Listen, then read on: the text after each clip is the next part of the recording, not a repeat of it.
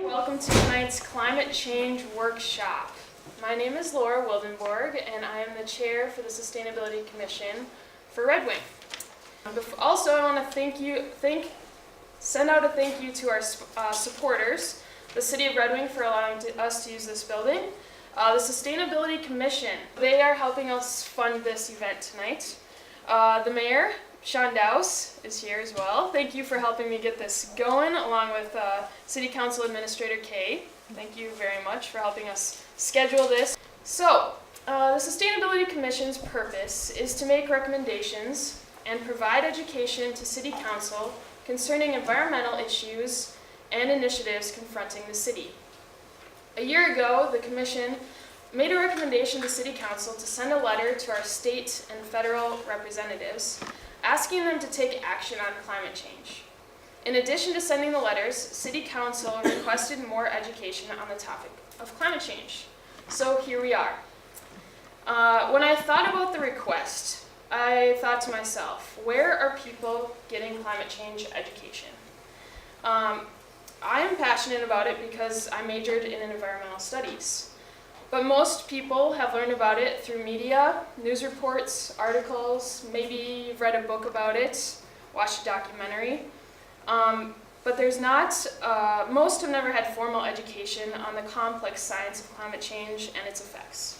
So thank you all for being here to learn more about it. I've pulled together what I think are the best presenters on the topic. Local naturalist Bruce Ause, and Executive Director Nicole Rahm and Senior Programs Coordinator Megan Van Lowe from Climate Generation of Will Steger Legacy. So we are going to start off with our local, Bruce Ause. He is the former director of the Red Wing Environmental Learning Center. He is a volunteer naturalist at Frontenac State Park. You can go out and learn from him in person. And he also has a blog for Wakuta Nature Notes, so you can check that out online. So I'd like to welcome Bruce up front.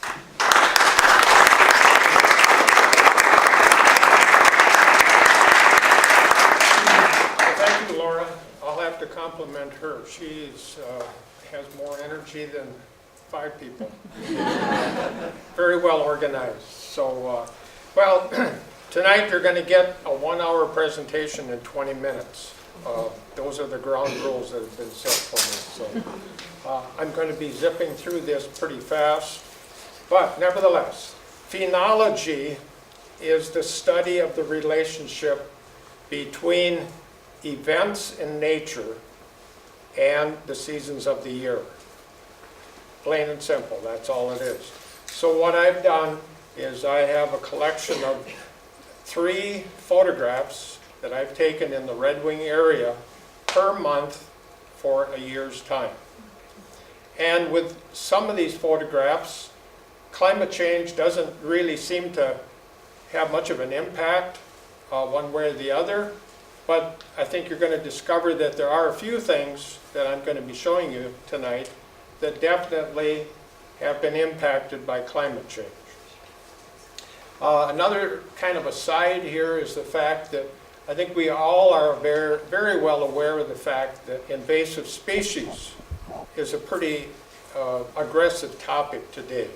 And this is compounded, again, by climate change.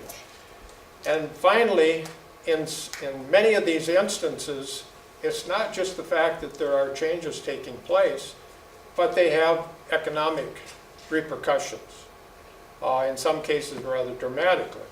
When you look at a report that came out the other day in Wisconsin, big DNR report saying that the walleye population in the state of Wisconsin is going in the same direction as Mille Lacs Lake. And they're not sure, but they feel that it has a lot to do with climate change. So with that, we're going to start with January. And when I was growing up in southern Minnesota, it was a big deal to see a cardinal. My parents had a bird feeder, and when a cardinal would come to the feeder, they'd holler, "Come on down and take a look at this." Now people are reporting cardinals up along the North Shore. And that's due not only necessarily to climate change, but a lot more people feeding birds. Used to be the harbinger of spring was seeing the first robin. This photo was taken at Frontenac State Park mid-January a few years ago. The temperature at the time was about 12 below zero, and there were some springs coming out on the east end of the pond, and there were about a dozen robins. So if there's open water and a food supply, now we can have robins around here all winter long. These are common mergansers. They look like they had a bad hair day. But I'm going to not mention this very much other than the fact that the Red Wing area during the month of the winter, January, maybe December, has the largest concentration of these birds anywhere in the world. Upwards of 80,000 have been reported on Lake Pepin at that time. And of course, now we're into February, and people are feeding the birds. These are common birds that come to our feeder: pileated woodpecker, male and female. Snowy owls. Occasionally we had reports in the Wakuta area this winter of snowy owls, or one snowy owl showing up. Barred owl. This is our earliest nester in this area. Start nesting the end of February, so they're sitting on eggs when it's pretty cold out. Now we're getting into March, and this is one of the things that has really been impacted. For years, when I ran the program at the Environmental Center on maple syruping, we always looked for St. Patrick's Day. That's when we should get out there and start tapping. Last year, I tapped my trees on the 8th of February. Here's the problem with climate change and maple syrup making, is that we're having more and more of our late November, December. If we do get snow, we'll get rain following that, or we won't get snow. And so then we start getting the cold temperatures of January, and that drives the frost way down into the ground, maybe 3-4 feet. That's where the sap is located. And then we'll get some snow, and when it's the proper temperature for making this sap move, it can't move because it's frozen. Then all of a sudden you have probably a week of temperatures in the 50s and the 60s, and the next thing you know, your trees bud out. Now for people like me who just make enough maple syrup to give away as Christmas gifts, it's no big deal. But if you're like S&S Sugar Bush and other commercial operations who've invested thousands of dollars in their equipment, when you shorten up their season by 2-3 weeks, and that's not going to happen this year, but that is a big deal. Earliest flowering plant that we have in the Red Wing area is skunk cabbage. And we're seeing more and more cranes showing up now in March. Past flowers. These are probably one of the first spring flowers that people recognize. Best place to find them is on Barn Bluff, and I'll have to give compliments to the city for the wonderful job that they are doing with rejuvenating Barn Bluff. It's a wonderful treasure, not only for the city of Red Wing, but for... I was up there on Friday. I saw a few of these that were already blooming, but I ran into people from Madison, from Minneapolis, Rochester, all enjoying the park. Wood ducks are starting to show up, and my wife and I have a couple of wood duck boxes on a pond in our backyard, and so we are able to enjoy the nesting of the wood ducks. Eagles. Here's an interesting situation.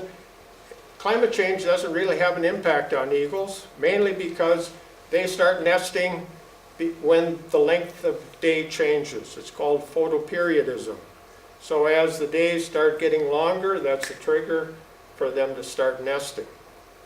And right now, we should have, within the next few days, eaglets in some of the nests. Some of the spring flowers that people go to Frontenac State Park and other areas to look for, usually in May, would be the bloodroot. And about the time the bloodroots are showing up, you can expect to see the orioles at your jelly feeders. Morel mushrooms. And this is a very popular activity at Frontenac State Park. Just out of curiosity, how many here hunt for morel mushrooms? Well, at least half the group. So now, for a long time, I would start looking for morel mushrooms on Memorial Weekend, which was about the time the lilacs start blooming. Not anymore. Many times I've started to find morel mushrooms the end of April. Probably won't happen this year, but nevertheless. I took this photograph. This is in June, and the Canada geese are nesting, but this was a rather unusual photograph in the fact that very seldom do you see Canada geese up in a tree. During the time of Lewis and Clark expedition, they commented on a lot of geese up in trees, mainly because that's where they could escape predation by wolves and coyotes. And it's still in June, the deer that have lost their antlers in the winter are growing new antlers with the aid of the blood supply on the outside of the antlers, the velvet. Snapping turtles are beginning to come up onto the sandy beaches, lay their eggs. And the bluebirds in June, July are starting to feed their young. Now here's an interesting thing. When you start having periods of time in which you have warm weather, and these birds respond to that, and they'll come up and they'll start nesting early, and then all of a sudden you get a week of this kind of weather, and either the birds can't incubate the eggs properly, or if they've hatched, the bluebirds feed their young insects. No insects are available. So many times down at Frontenac Park, we have a number of bluebird boxes, find dead bluebirds that have hatched that can't be supported by the parents. Now here's something that's quite interesting. I like to collect blackcaps, black raspberries, and I start looking for them, and year in and year out, it's always the 4th of July when I start finding my first black raspberries. So they haven't been impacted at all. And everybody knows scoplotches or mayflies. This is all, again, around the 4th of July. And it wasn't all that long ago that didn't have many mayflies because the river was so filthy dirty. This is an indication of a cleaning river. And the monarch butterfly, we're getting to August now. This is a truly amazing story where these tiny insects spend 8 months of the winter in Mexico, the highlands of central Mexico, come up into Arizona and Texas, New Mexico, reproduce. The offspring from that reproduction comes up here, spends the summer, they reproduce, their offspring heads back to a place that they've never been. That isn't amazing, it is. Unfortunately, with all the herbicides that are applied to our fields now and Roundup Ready products and everything else that have taken care of most of our milkweeds, monarchs are totally dependent upon milkweeds. And again, I mentioned Barn Bluff, wonderful resource. Here's the color of late summer and the trails up there, beautiful. Pelicans, this is a relatively new phenomenon. Probably 25 years ago you didn't see many pelicans around Red Wing. Now, actually, if you drive over by Bay City, you'll probably see 1,000 of them. They're heading off to western Minnesota, eastern North and South Dakota for their nesting grounds. But the young ones, the immature adults that are not of breeding age, they can spend the whole summer here, providing we don't have a lot of high water. If there's high water, they can't forage for their food. Another interesting plant, it's a long story that I don't have time to tell you, but this is white snakeroot. And the short version of the story is that if cows eat this plant, it taints the milk. If you drink the milk, you'll get sick, and people have died from it. Now this is getting into September, where the young birds, whether it be young eagles or young hawks, have been fed by mama and papa all summer long, even when they're in the nest and even when they're out of the nest. But now they're learning to hunt. This poor guy here is an immature red-tailed hawk. He caught this squirrel and spent the day had this squirrel pinned to the ground. He didn't know what to do with it. Turkey vultures. Another interesting phenology observation is that for many years the farmers used to say, if you really don't have spring until the turkey vultures come. I can't recall very many years where I've been keeping track, and the same was true this year. They always show up either a day or a day after March 20th, first day of spring. This year they came on March 19th. A lot of turkey vultures in the Red Wing area. Then we're getting into the early colors, the goldenrod, sumac, followed by the maples and the oaks of Frontenac Park. And cedar waxwings are taking advantage of the supply of mountain ash berries that they have available for them. Deer. In November, this is the rutting season or the breeding season for the deer. Another example of photoperiodism. They are not affected. Their breeding season doesn't coordinate with temperatures. It's the length of day. So I can remember not too many years ago going out deer hunting, and I had on every bit of clothes that I owned. And more recently, you can go out, or I go out deer hunting, I could practically go in a short sleeve shirt. A lot of tundra swans that come down through this area in November, and they've been doing their return trip just in the last weekend actually. Heard many flocks going over the head of the lake. Beaver are busy this time of the year, cutting down their trees. How would you like to spend all day working at this and then have it go down for you? But they cut these trees down so they can build a feed pile. And that's their winter food supply, so they can swim down underneath the lodge and get at their food, even though the pond is covered with ice.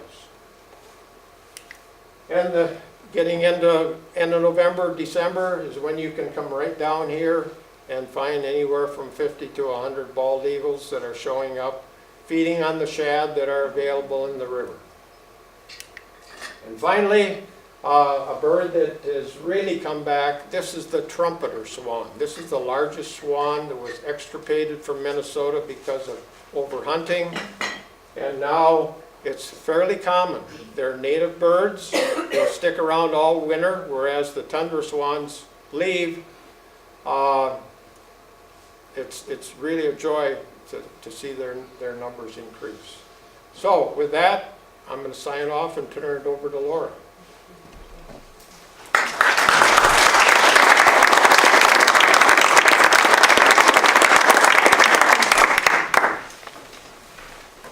Thank you, Bruce. In the outdoor education world, we love to start with experience, and I think you just took us on a walk through the year, which is wonderful. Climate Generation is our next group that is going to speak, and this is a group that I actually got to go to a summer institute that they put on each year. As an outdoor educator for the Red Wing Environmental Learning Center, I got to go and learn how to use their climate change curriculum in my programs. So, do we have any teachers or school staff here? School representatives? A couple. I invited quite a few.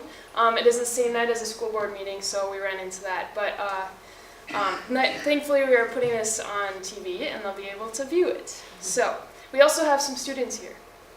Raise your hand there. So we have a sustainability club at the high school, and we have 2 students here. So thank you all for coming.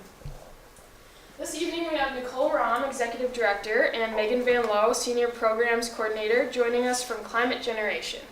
Climate Generation is a nonprofit in Minneapolis that empowers individuals and communities to engage in solutions to climate change. Their unique approach to climate change education stems from their founder, Will Steger, whose eyewitness to climate change story is the polar regions that have inspired thousands to engage on this issue. Tonight they will cover the root causes, impacts, and solutions to climate change and what you can do to take action on a local level. Come on up.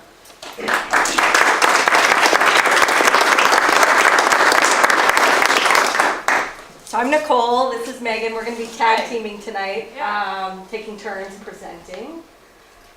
Well, thanks again, Laura, for the invitation, and to the mayor and city council and teachers and students and fans of Laura and community members. We really appreciate you. Thanks for coming for the cookies and hopefully us.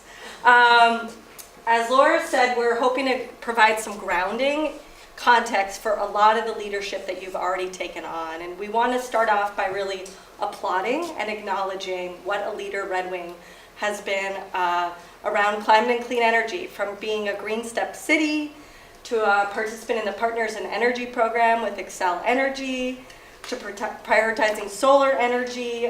You've already been taking a lot of steps, and we're really thrilled to see that and know that Red Wing can and should do more. And we're excited to ground you in that work and give you a sense of opportunities.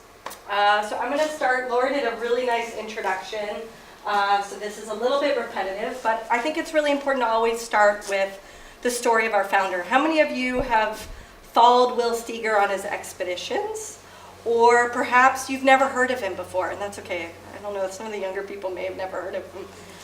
So Will is most known for his 50 years of Arctic exploration. He is a recognized authority. He led the historic expedition to the North Pole in 1986, unsupported, without resupply, with dogs, and then the longest crossing of Antarctica, 7 months, from 1989 to 90.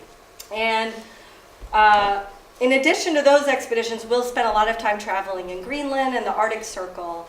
And it wasn't until the early 2000s that Will was really called to this work. When he woke up in 2002 to find out, and he opened up the Star Tribune, and there was a huge story buried in the newspaper that said, the Larsen B ice shelf disintegrates. And this is an ice shelf. If this is Antarctica, Western Antarctica is here, and the Larsen ice shelf is right here. And in a matter of a few weeks, this ice shelf disintegrated. So the A disintegrated in 1998, the B in 2002, and the C has just started disintegrating, the end of this ice shelf just in the last year and a half. But that ice shelf disintegrating 2002 was Will's wake-up call, because the scientists did not think that this ice shelf would disintegrate then. So he moved from his wilderness home in Ely, Minnesota, down to the Twin Cities, inspired to start an organization that was focused on education and action. And it was Will's work as an educator, an environmental advocate, and really now an eyewitness to climate change that started this organization. And I find it extremely powerful knowing that none of Will's expeditions could be replicated today, because you can't get to the North Pole without flotation, and several of these ice shelves have disintegrated. So Climate Generation recognizes that climate change is an urgent issue, that it's real, that humans are playing a role, and that there's something we can do about it. And we believe that there are several different levers that we can pull to address this issue. And that involves working with a variety of audiences. So we work with youth, educators, the public, as well as influential leaders like city councils, decision makers, to make climate and clean energy a priority and to engage in solutions at the community level. For the high school youth that are in the room, hello, welcome. We support high school students in the Twin Cities and in greater Minnesota engage in solutions on their campus, to get involved in their community, and also to go to the Capitol. And so you see on the right there a photo of our youth engaging in a forum with the governor, which we'll talk about at the end here when we talk about ways to plug in. But We're really excited to be supporting youth to engage in solutions and believe this is really the generation. We recognize all of us is really feeling the impacts. We're the generation that's going to address it, but for sure our younger youth, this is the issue for sure for them. As Laura mentioned, having attended one of our teacher institutes, we support educators in the formal school setting as well as non-formal setting to engage in climate change through building their comfort and confidence to teach climate change in the classroom. So we do annual professional development workshops, we have a suite of curriculum, and a teacher network as well. We also support the general public to understand climate change, what's happening, and how you can plug into solutions. And a lot of this work is built off of the power of storytelling, recognizing that we don't need to just hear Will Steger's powerful story anymore, that actually all of us have stories of phenology, of seasonal change, of places that we love that are already feeling the impacts from climate change. And so it's helping to empower people to share, to discover that story and share it as a tool for change, whether that's with a decision maker or with their neighbor or a family member. So I'm going to, in a moment, introduce Megan, and Megan's going to cover a little bit of the grounding of the science and take us to a global perspective, and then I'm going to come back up and talk about clean energy solutions and specifically how climate generation can support Red Wing. With that, I'm going to turn it to Megan and this fell off. Yeah, it's all right. Great. Hello, everyone. Thanks for having us. It's fun to get out of the cities once in a while, come down and see the beautiful bluffs. So yeah, before I get into the science of climate change, I'm just going to talk a little bit about how we approach the issue, because climate change is a huge, overwhelming issue that some people just don't even want to engage with because it seems kind of out of their realm, they don't know what to do. So we approach it with the idea of, and it can be scary, so we approach it with the idea of hope. And so it's not just a hope that you're sitting on your couch and you're hoping for the best and I'm just going to let it be. It's this authentic hope that you think of hope as like a verb. So you have hope that things are going to get better because of what I'm doing to take action, like coming to an event like this. So yeah, hope is a verb with its sleeves rolled up. In contrast to optimism or despair, it requires that one actually do something to improve the world. So along with Will Steger's story and realizing we all have a story to tell, and that's how we can really connect with each other on the issue of climate change, is sharing our story. So I'm going to invite you all to kind of think about what your connection might be to climate change while I share about mine. So I've grown up in Minnesota, all over the state. I've moved to different places with my family, and I realized that what I hold dear are the traditions that I've experienced with my family, and realizing that what comes along with those traditions is actually relied on the seasons. So, you know, going to parades in the summer, really hot, you know, spending time with my dad playing his trombone in the parades growing up, to the fall where we would go camping and take advantage of like the cooler weather, to the winter where we relied on the snow to have fun as kids, to back to the spring, and just experiencing all those seasonal change and the traditions that it brought to my family, realizing that I hold dear what I consider home. And so that kind of gets my imperative to act and what I want to have for the future generations, either my kids or other people, to experience Minnesota as I know it in the future. So when thinking about climate change, it doesn't have to be this really big issue. It can be something as specific as, I really like the Minnesota as it is, and I love Red Wing, or wherever you end up living, and I want to keep it that way. So maybe that's your connection to the issue. And then among all that, what you find with your connection is obviously going to be different things. So what do you care about? What communities do you belong to? What communities are in my realm, and what are my resources? So once you find that connection of what you care about, then you can go from there and say, you know, what can I do about it? What are the resources that I have? Who do I know? Who can I connect with? Who can I talk to about this issue, and figure out what is the action that I can take? So it's really breaking it down way more than thinking of, oh, I have to take action on climate change, into something easier.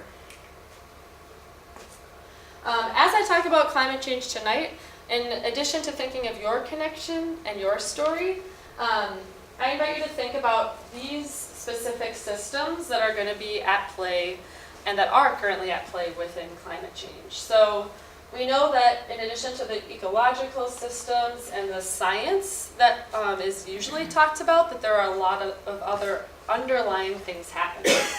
So we have obviously economic systems, social systems, power and privilege is huge, social justice within climate change, and stories as well. So those are all kind of threads that are going through that have caused but are also solutions to climate change. And in order to make the change that we want to see, we have to think about where we want to go, right? So we know that to envision this world that we want to create, we have to first imagine ourselves there. So if you're thinking that I want, Red Wing to be on clean energy, and I want to have the river be clean, and my kids to be able to go outside and not breathe in bad air, or whatever that is, that's awesome. Imagine that future, and then think about the steps that you need to take to get there. All right. So with all that in mind, I'm going to just jump into the science then of climate change. After I ask you these questions. So, what world do you want to live in? Just think about this in your head. What is your vision for the future, yourself? And then what legacy do you want to leave? Thinking about also, our name is Climate Generation, a Will Steger Legacy. Thinking of, well, this is Will Steger's legacy of engaging people with climate change. So what is yours?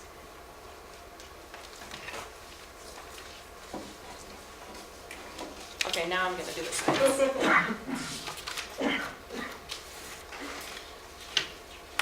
All right. So this obviously is a photo of the Earth.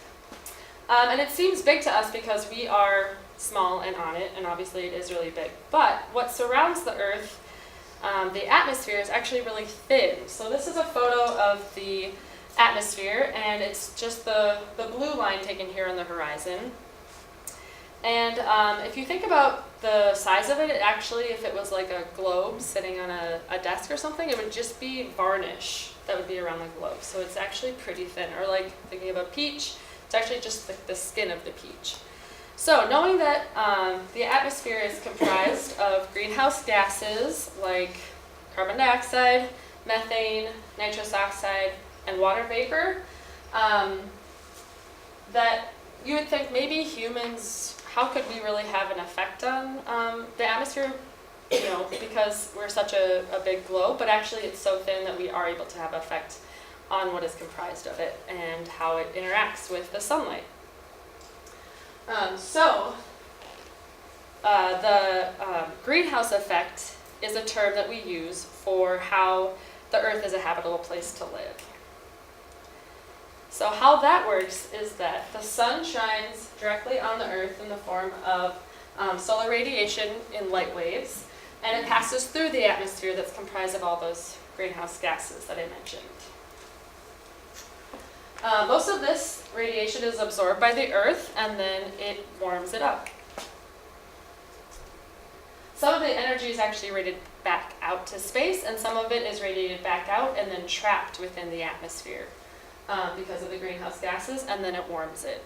So this is a natural process. This is what makes the Earth habitable for humans, plants, animals, all that sort of thing. It's a good thing. But the problem now is that we as humans are actually changing the composition of the atmosphere and therefore increasing the temperature of the Earth globally. So if you look on your left side there, that's the natural greenhouse effect. And on the right side is the human-induced greenhouse effect.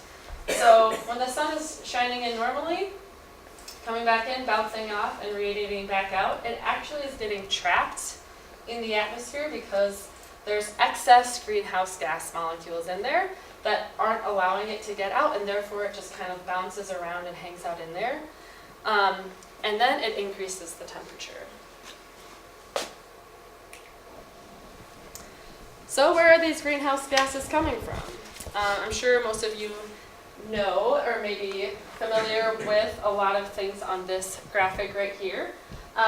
But we obviously are burning fossil fuels and using them for powering our buildings and houses and cars. We're planting food to grow for agriculture. We're planting seeds and plants to grow for food, not planting food. And we have, forest burning, different types of processes like that that are all contributing to this excess of greenhouse gas that is coming in our atmosphere. So what are kind of the percentages of what is happening in our sectors? Well, this is in the United States. The biggest actually is coming from electricity, so our power sector, with a close second in transportation and industry following. So thinking about, the biggest thing is really heating and cooling of our buildings and electricity. And then coming through that, transportation, obviously, of moving around things globally too. So in addition to what is occurring with the atmosphere and the greenhouse gases, we know that there are other systems at play as well. So, like I mentioned, we have all benefited from fossil fuels. It's okay. It's part of what has happened in society. We use things for our everyday lives, obviously. But the problem is that we all have not benefited equally. A lot of people have been disadvantaged by the processes of fossil fuels. And just kind of to show an example, this photo here is showing that an industrial plant is built in a poor neighborhood that then makes these people bear a disproportionate share of the costs of fossil fuels because it's there, polluting the air and then therefore giving a lower quality of life. So really, climate change is a social justice issue, knowing that different things are at play and it doesn't affect everybody equally.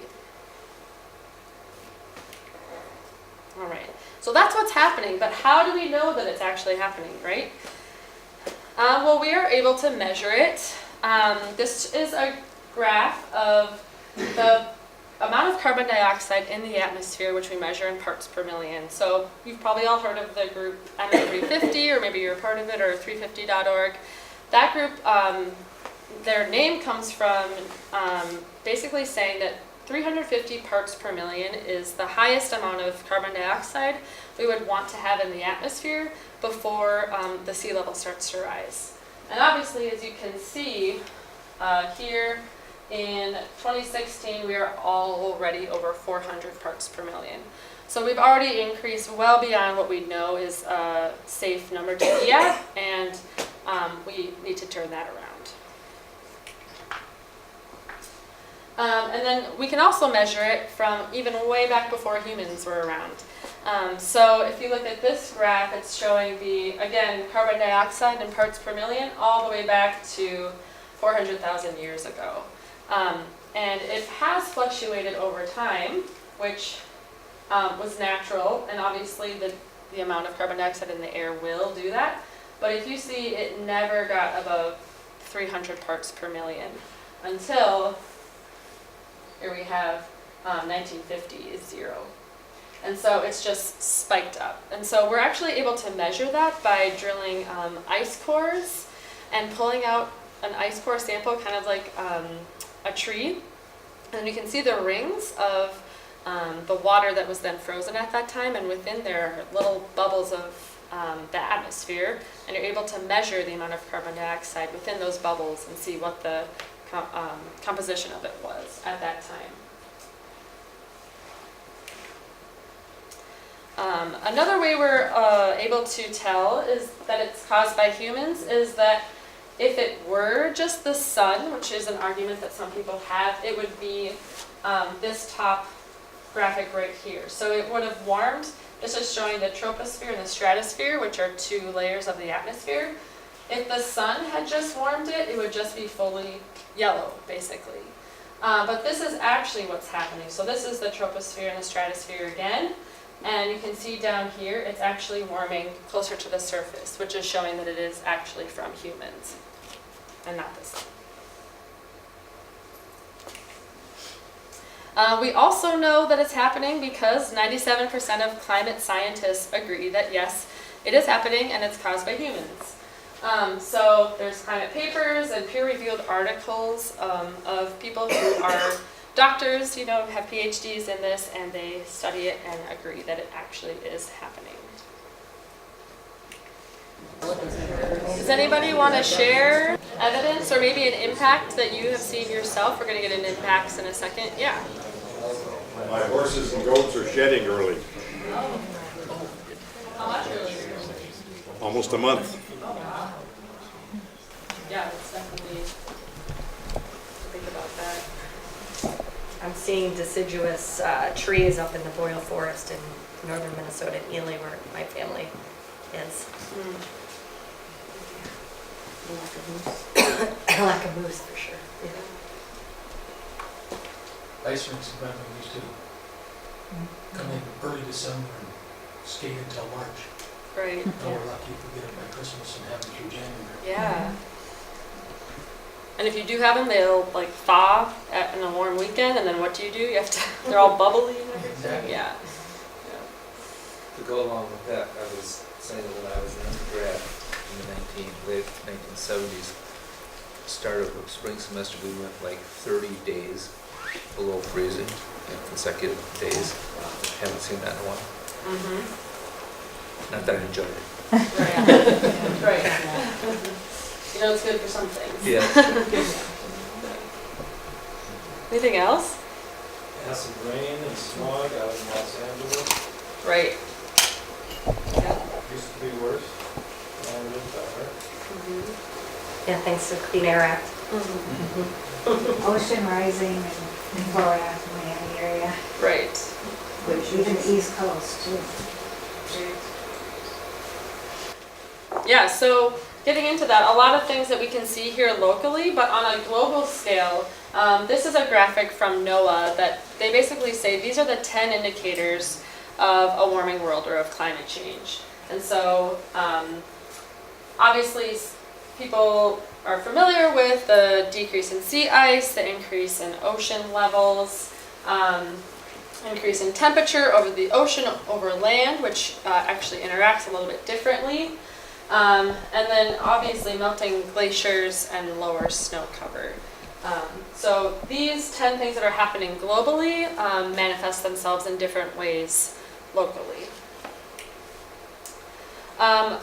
In regards to temperature and the impacts of that, this is showing us the 10 hottest years that we've had globally. You can see that the top 3 are 2015, 2016, and 2017. And this is the anomaly, so this is actually showing that they are over 2 degrees Fahrenheit above the average. And you can see that, all the way back, it's basically the last couple of years, 2014, 2010, 1998 was one of them in there, but basically all of them 9 out of the 10 have happened since 2005. And that was globally. Here, this looks like this in Minnesota. Basically, we are warming at, we're 6 degrees warmer than we have been on average. And actually, Minnesota is the fastest warming state in the winters of all the states. It's kind of hard to tell because obviously it's still really cold here in the winter. But this change is actually happening at a rate of, I think, 1.4 degrees per decade. And the change happens a lot at night when obviously we're asleep. But we are the fastest warming state in the winters. Just looking at then what the environment or the climate of Minnesota might be, if we do business as usual, we are going to feel summers by 2095 to be a little bit more like Nebraska and Kansas. And our winters are going to be a little bit more like Wisconsin. So this would be business as usual if that were to happen in about 100 years. We know that basically biomes are shifting further north, and that's what's occurring here. Local impacts, we're going to have more mosquitoes, sadly. I know that's everyone's favorite. But because of the increased temperature and therefore the increased, and also increased precipitation, obviously that's a great environment for mosquitoes. And we're actually have added 42 more days already, in addition to the season that we already have. And then other impacts, obviously, you probably have some stories of maybe extreme weather that you've experienced. This is a photo from the Duluth flood that happened in 2012. I was actually living in Duluth at the time, went to this street just to see what had happened after we had all, gone to bed the night before and woke up in a state of emergency. It was raining when I was going to bed, but you weren't really going to think much of it. And then all of a sudden, all the sediment and all the water's rushing down, making these roads collapse, flowing into Lake Superior, and then obviously costing the city a lot of money for repairs. In that same year, there was drought and fires also happening in Minnesota, in Ely, and in western Minnesota. So it's not just one thing that's happening, and it's not just happening isolated, it's happening at the same time. So with all the temperature that's increasing, we also have it not only going into the atmosphere, but it's going into the ocean. So obviously the ocean is a big part of what makes up the Earth, and 93% of the extra heat is actually going into the ocean. So the ocean is experiencing a lot of changes in addition to what we're experiencing in the atmosphere. And actually warmer air can hold a lot more water vapor, which is why we're getting more extreme weather and extreme storms. So if you think about if you take a shower and you shut the door, turn on the hot water, what happens to the mirror in the shower? It fogs up, right? Mm-hmm. So that's just showing that there's a hotter air temperature in the bathroom, and then there's just more water vapor in the air. So if you think about that happening in the ocean where there's all this water, then there's a lot more water in the atmosphere as well that it can interact with. And then we get things like hurricanes that had happened this fall, down in Florida and Texas and the Caribbean. And it's not that we can attribute one storm to climate change, but we know that the frequency and the intensity of storms can be attributed to climate change and is changing. So we get more warmer water, it obviously gives us more fuel, heavier rain, more precipitation, and then just a bigger storm surge that it can come from. So like I was saying, basically we're just changing the environment that these storms are created in, and we just can't really rely on it to be normal anymore. And obviously all these storms, all these changes have an effect on how much it's going to cost for cities to be able to bounce back from things like this. So this is just showing us in 2017, so last year, how many billion-dollar weather-related and climate disasters, weather and climate disasters there were. So $1 billion. So here's all the hurricanes that we experienced. There was a Minnesota hailstorm here in June, tornadoes, different things, and obviously all the fires that we've heard about happening out in the West. So it costs a lot of money. There's also different systems that are vulnerable to climate. So you're thinking about cities, people, but what else? So the food supply. Obviously we know that it's a cause and has an impact on the food supply. Water is obviously vulnerable to climate change. We know that's happening out in California, where they're having to restrict how much water you can take. And health for people. All those mosquito days, there's more ticks, and obviously people have to breathe the air and drink the water. So social instability and political instability can arise from these vulnerable systems. And this is just a photo of a food price protest in Pakistan in 2008, where the food prices across Asia actually increased the number of poor by 14.7 million people in Pakistan. So just showing that when it increases, people can't afford it. Obviously, there's going to be unrest and instability. And then as the temperatures rise, so does the water use. And if you think about, not only do we need to drink more water when we're hot, but we use more water on our crops. We have to cool things down when we're producing things for energy and industry, and our animals just use a lot more water as well. So thinking about water as a resource and how that is affected by climate change.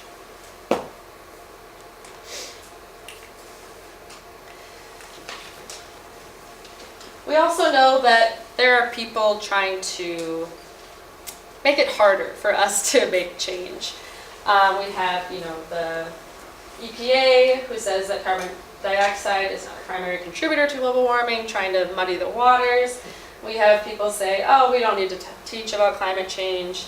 So it can feel like there's a lot of obstacles and like, how am I going to do this if I have this, this big, powerful thing stacked against me?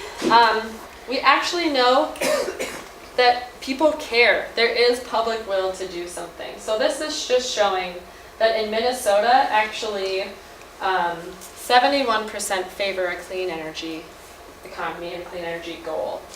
And so when you think about all the powerful things that you feel like are against you, you also want to think about you're not alone in this. There are people who care. Obviously, you all care. You're here tonight. And we want you to think of it going from, oh, it's me holding up this whole earth, to actually we, and we're all together in this. And I'm going to hand it over to Nicole to talk about what has been done globally and here in Red Wing and what more we can do.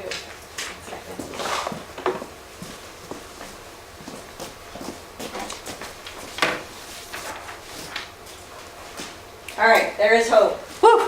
3 years ago, the global community came together after working to get a global climate agreement for decades. And we've been sending delegations to the UN climate conferences since 2009. In Paris, we sent a group of 10 educators, including several from Minnesota. And that was a really powerful experience. For the first time ever, the global community came together and limited global emissions to no more than 2 degrees Celsius. They set emission targets and adopted strategies for reaching them.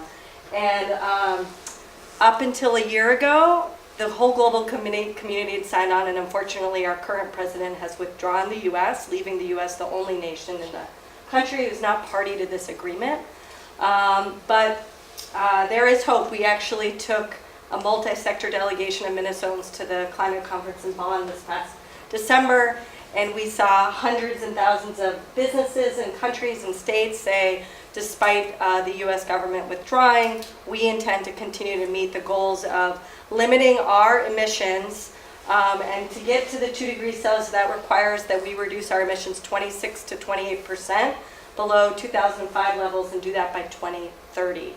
And in Minnesota, we have state statute that also sets an aggressive role for our state to get there as well.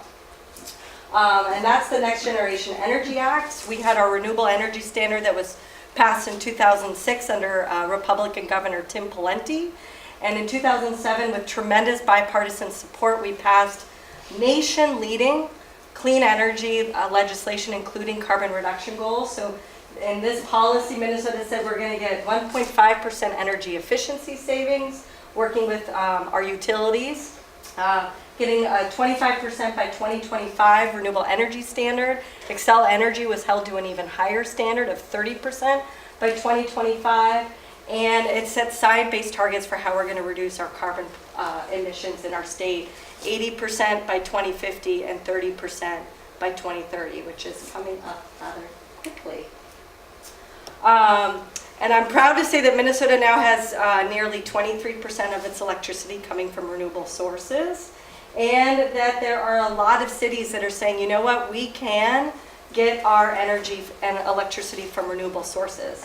So you'll see cities like Rockport, Missouri, and Greensburg, Kansas, in the Midwest, to really small communities like Burlington, Vermont, and Aspen, Colorado, and Kodiak Island, Alaska, that are already getting 100% of their electricity met through wind and solar and other clean sources. We're proud to see Minnesota cities and communities starting to step up to declare a goal of 100%. Just a few years ago when we were doing a community convening in Rochester, Mayor Brady of Rochester committed to 100% renewable electricity by 2031. And St. Louis Park just committed to 100% thanks to the leadership of a small group of high school students who presented to the City Council. So, is Red Wing going to be next on that list? As I mentioned, thanks to the Renewable Energy Standard and the Next Generation Energy Act, Minnesota is already on a great clean energy trajectory. In 2015, 21% of our electricity came from renewables. Now in 2018, we're at just over 23%. We're also seeing the price of solar and wind dropping.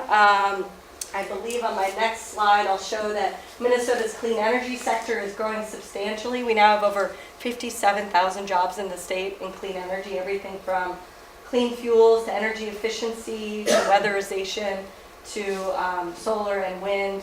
And the whole goal there is much of the community is looking at how do we get as much carbon out of the economy and electrify on cleaner renewable sources. And we're seeing this happen across the country. As I mentioned, there are over 2 million jobs in the solar, wind, and energy efficiency sectors now. We're seeing wind turbine service technician is going to be the fastest growing job, and they're good paying jobs. I know that a solar installer can make $60,000 starting in Minnesota. I mean, these are really good paying jobs, which is also excellent.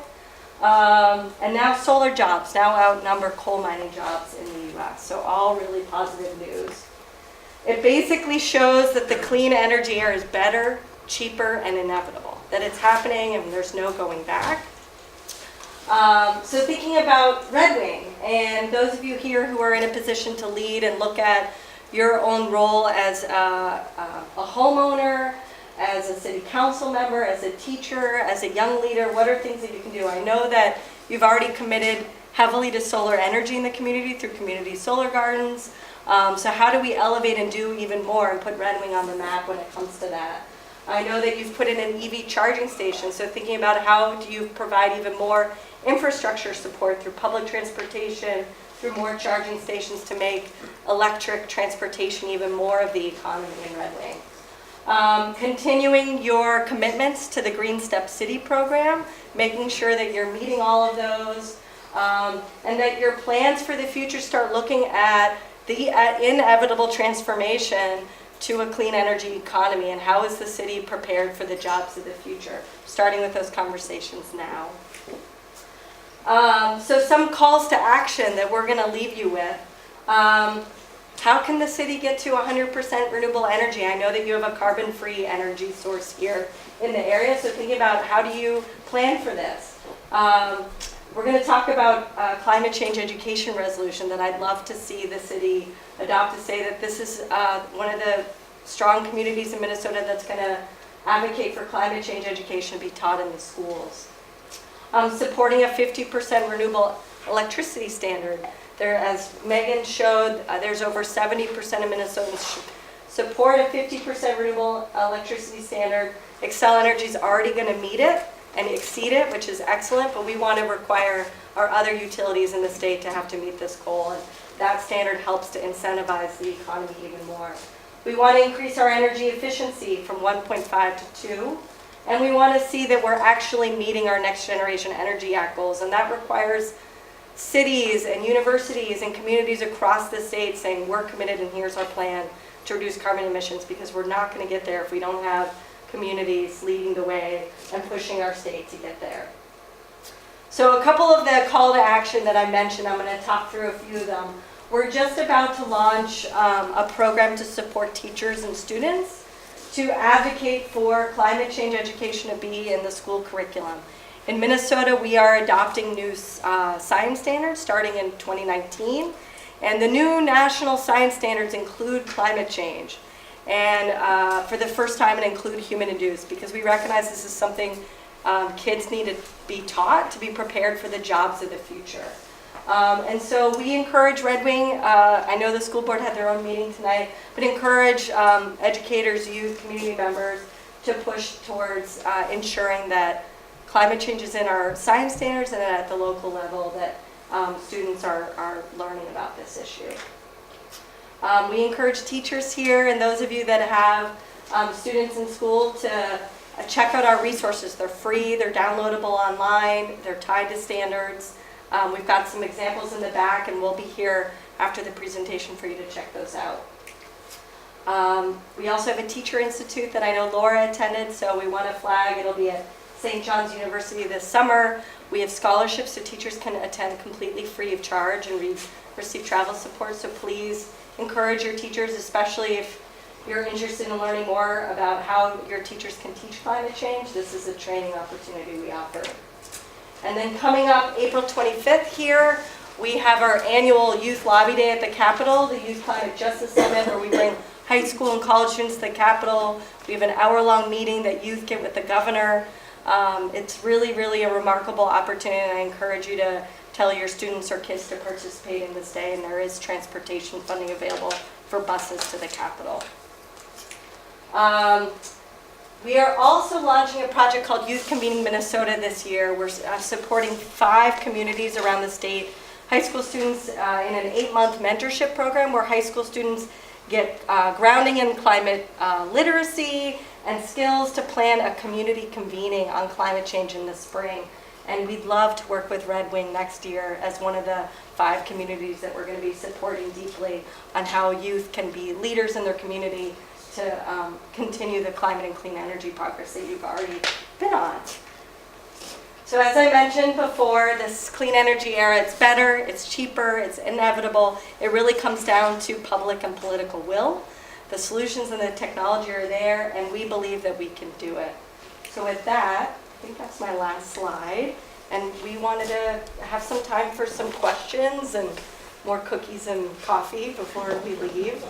So with that, I just want to thank you for taking the time to be here with Megan and Bruce and myself and the rest of your community to learn about this issue a little bit more and find out ways, hopefully, to be inspired with some things that you want to do next.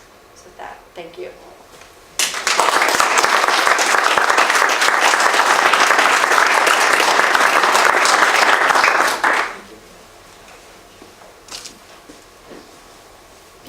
I don't know if anyone has questions. Sure. I actually do.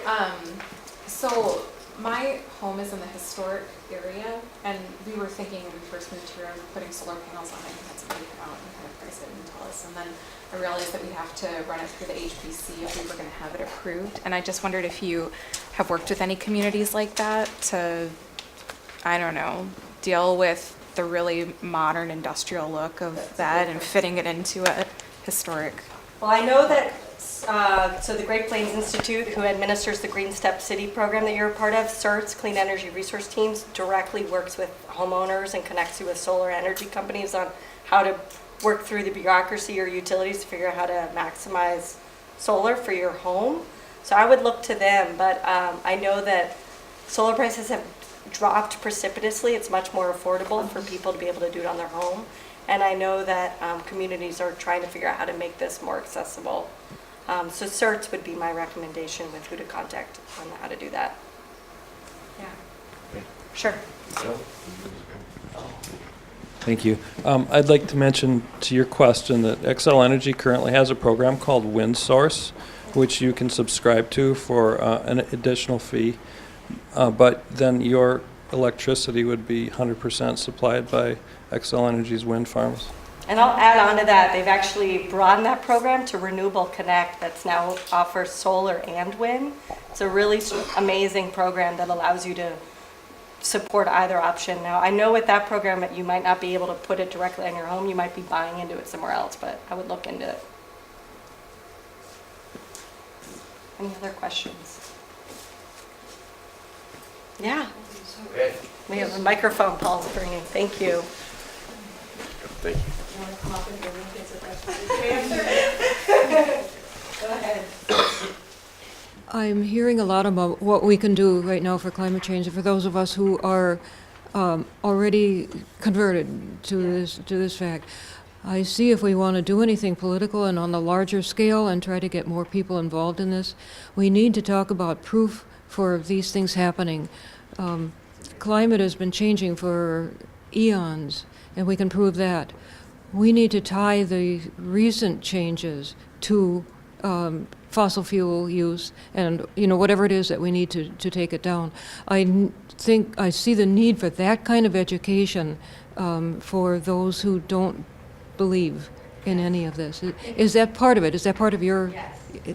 Thank you so much for your comments. So I think everyone heard her point was we need a lot more grounding in education to get people that aren't as aware of the human footprint and doing massive education. That's really what we're all about. I mean, and I will also say in the absence of federal leadership, you look to state leadership. In the absence of that, you look at local leadership. You go down to the community level, and it's that kind of conversation.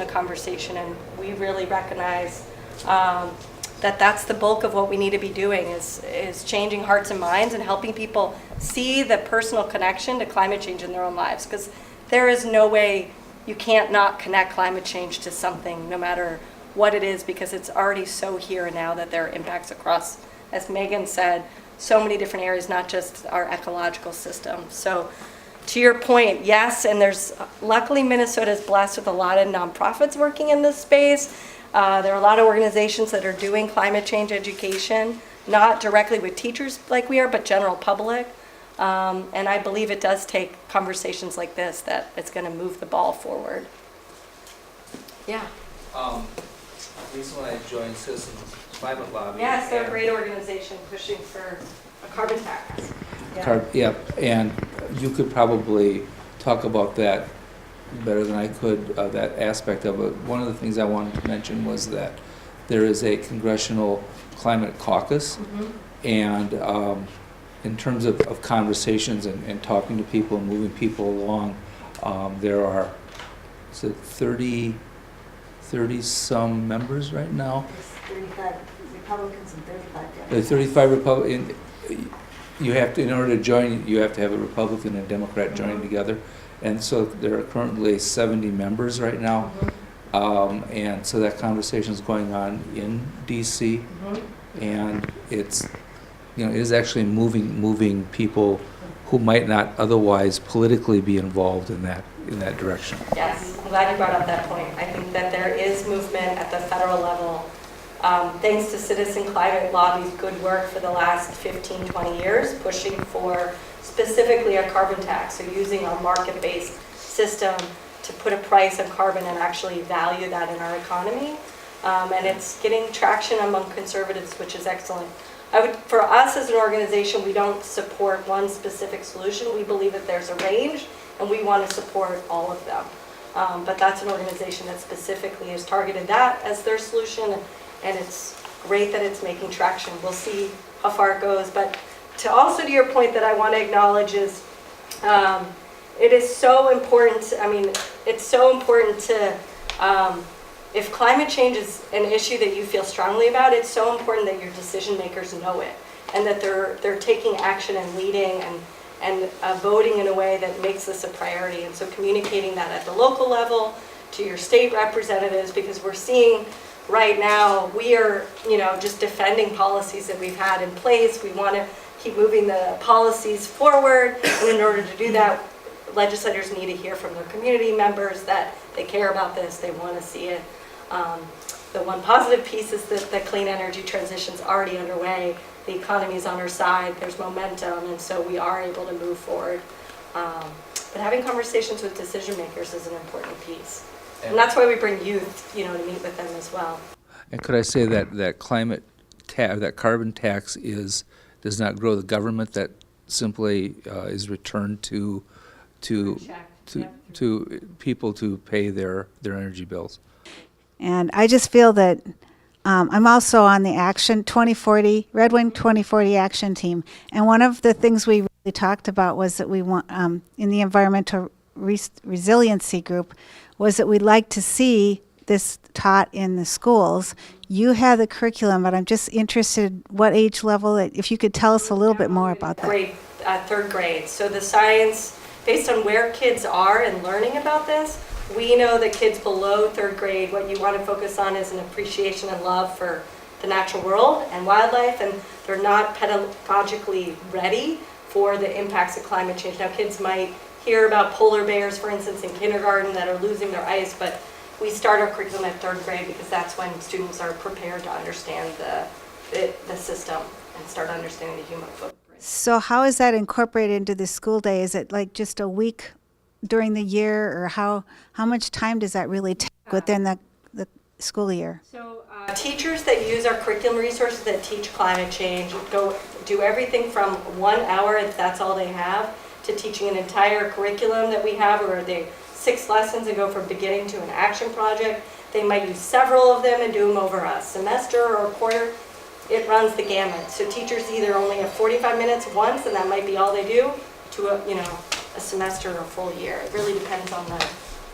But it is totally possible for the community of Red Wing to say, we want to make sure that climate change is included and taught, and to push that forward, because if we show enough momentum that school communities across the state want this, that'll be an incentive for the state to ensure that climate change is not dropped when the science standards are adopted next year. One more thing. So sometimes the schools are looking at maybe a STEM program. So could this be just looked at as the science, or? Yes, many of our resources are STEM based. So yes. I don't know how we're doing on time. Okay.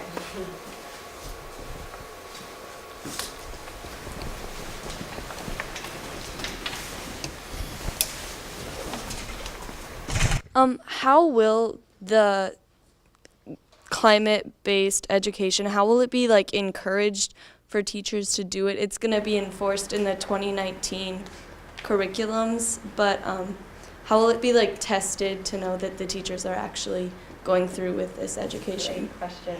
So once science data, so Minnesota has a very rigorous set of benchmarks and criteria for how we handle our standards. So Minnesota can't just adopt the national science standards because our standards are different, and so they don't work. So right now there's a process where there are people applying to serve on the Science Standards Revision Committee. We're encouraging teachers we know who've taught climate change to apply to serve on that. That goes over the next year. Then once, let's say the standards are adopted next year, then it takes a while before they're actually, teachers are started to be trained and supported, and for it to happen. So it's not overnight, but I will tell you, teachers are teaching it now, whether or not it meets the standards, because it's so interdisciplinary that it's a great topic, it's relevant, students want to learn about it, and so it's happening now, but this would then require all teachers. And you bring up another good point, how do we know that teachers aren't teaching it as a debate, and bringing in and setting it up in a way that isn't science-based? And that's why it's really important that this is adopted, so that then organizations like ours can go in and do the training. Because there are a lot of teachers, I would say those that attend our trainings now are all the teachers that already get it, and they're looking for resources, or they want to become more confident to teach in the classroom. We need to reach all of the teachers that are, maybe not there, that aren't going to sign up for this, and this would enable that.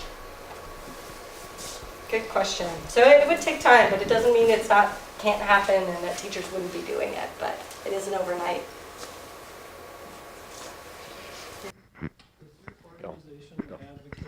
Specific actions does your organization advocate specific actions that people can take right now to reduce climate change and carbon emissions? Or is it mainly focused on pushing for more education at this time, and then the solutions will be dispersed or taught at a later time? I mean, we'd love to see city policies that are pushing more clean energy.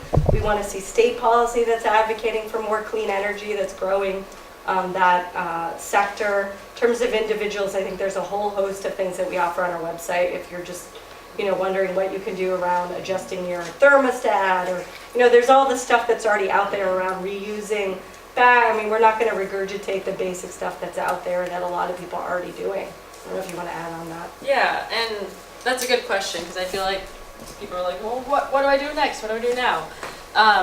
But yeah, it is a lot of things of thinking, like, what can I do? A lot of people think, what can I do individually? But we want you to transition to think, what can I do collectively? Because we just know that the scale of the problem is so huge that just taking your bag to the grocery store isn't going to be enough. organize your whole school or your whole church to have a campaign to everybody take their reusable bags to the grocery store, or get the city to ban plastic bags or something like that. So it's on a bigger level, and it's a system change versus an individual change. Something you can do individually, though, I would say, is talk about climate change. We just had a whole 2-day training where people came and learned how to talk about it, and the biggest thing we want to give you, and maybe you'd be able to answer to your question of how do we talk to people who maybe aren't as far along as we are, and it's just sharing your personal story. So Bruce gave great examples of that. I'm sure we all have. You guys, some of you mentioned it. But it's sharing your connection to the issue, what you've seen, and why you care about it, and maybe interspersing a few climate facts. But really, nobody can disprove your personal story, your personal eyewitness. People can try to disprove the science, but when it comes from you personally, you can say, this is what I've seen, and they can just sit back and listen and have a conversation more about it. So the biggest thing would just make it more normal to talk about, I would say. Mm-hmm.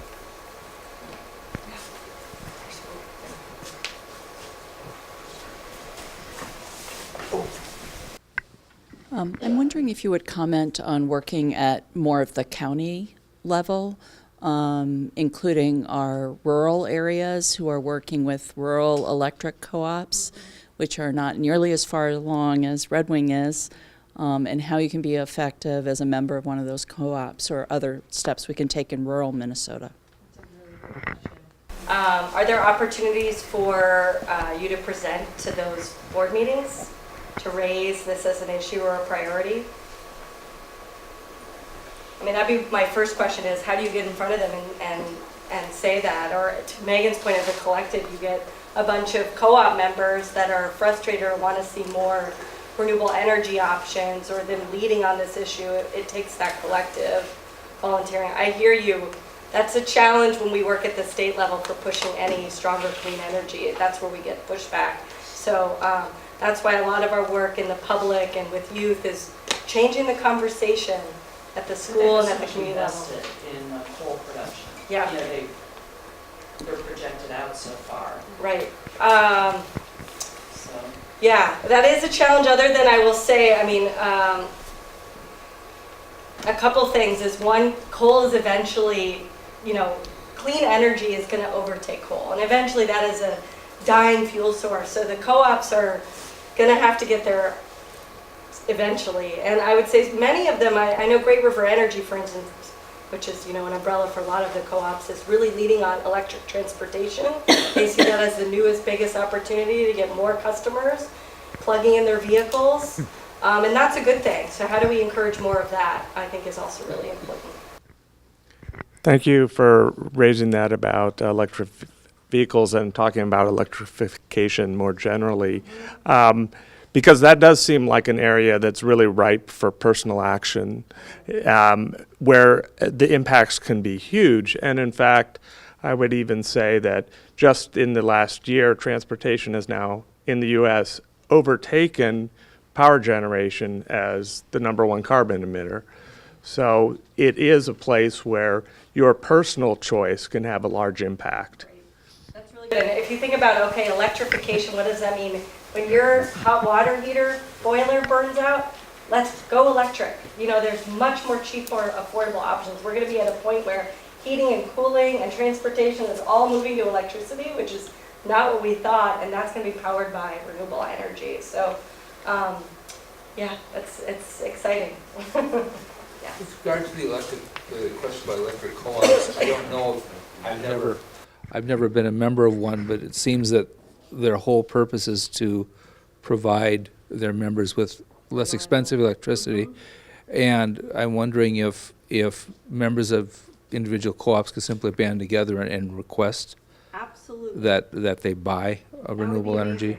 Yes, that's exactly to your point about community citizens, co-op members banding together to advocate. Absolutely. And so we'd be willing to pay a little more for it. They need to hear that. They're not hearing that. They're frankly hearing the "we don't want this" more than anything. Yeah. Well, shall we? Yeah. Thank you. Thanks, Laura. Thank you for all your great questions.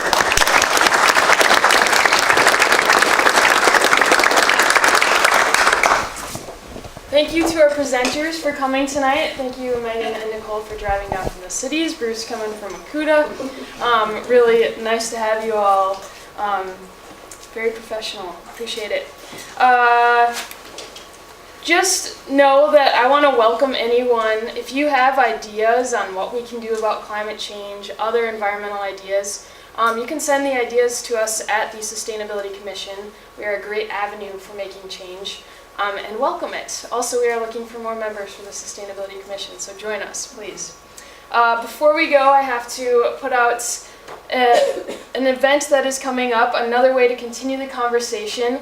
We have an electric car show on Earth Day from noon to 2, hosted by the Sustainability Commission. And then we also have the Wild and Scenic Film Festival the same day at 2 p.m. at the Sheldon Theater. Tickets are $10 for students, $15 for adults, and it's going to be amazing. I love film festivals. This is super high quality films. One film is focused on climate change, a small island off of Africa that has dealt with climate change issues and is actually bouncing back really well. Another topic is the Rusty Patch Bumblebee. There's quite a few adventure films, and then my favorite is about biomimicry. So that is an ideal solution, something I think is fascinating. It's a science looking at nature and mimicking it to be efficient and coming up with solutions for problems that we're encountering as humans. So come on out, celebrate Earth Day with us and continue the conversation. Thank you all for coming tonight. Have a good night.